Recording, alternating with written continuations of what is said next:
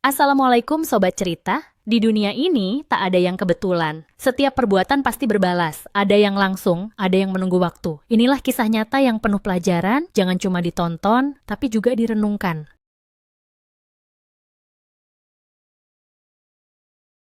Namanya Dayat, bukan pedagang, bukan pembeli, tapi langganan copet di pasar pagi. Spesialis ambil dompet emak-emak saat rebutan harga cabe. Gaya copetnya halus pakai topi lecek dan plastik sayur biar nyamar. Sekali gerak 2 dompet bisa amblas.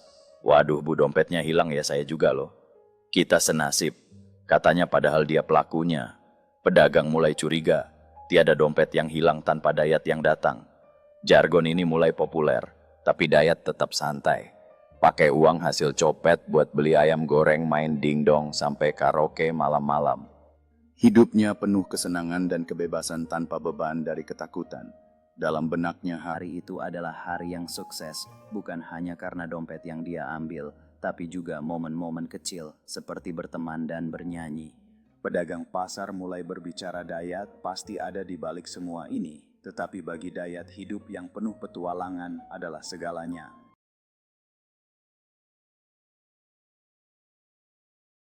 Suatu hari Dayat mencopet nenek penjual jamu. Dompetnya tipis, cuma isi uang receh dan tulisan ayat suci di sobekan kertas.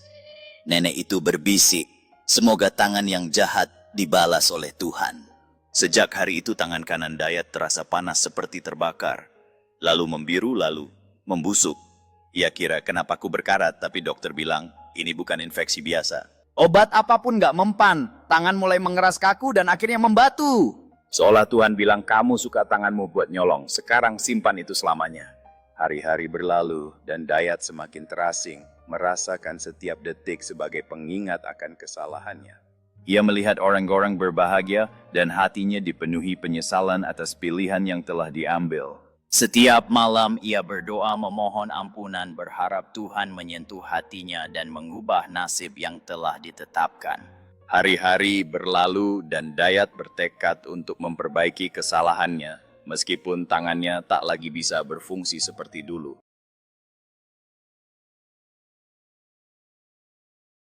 Dayat akhirnya meninggal dalam keadaan mengenaskan. Tubuhnya kurus, tapi tangan kanannya membatu seperti batu kali. Saat dimandikan, airnya malah memantul dari tangannya. Orang-orang takjub dan takut.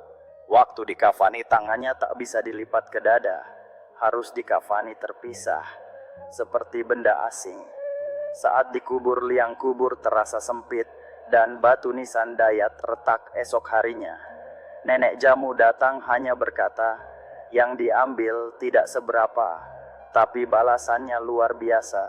Setelah pemakaman berkumpul di antara mereka, desas-desus mulai menyebar tentang kejadian aneh ini. Orang-orang tak henti-hentinya membicarakan tangan Dayat yang keras dan bagaimana air memantul darinya.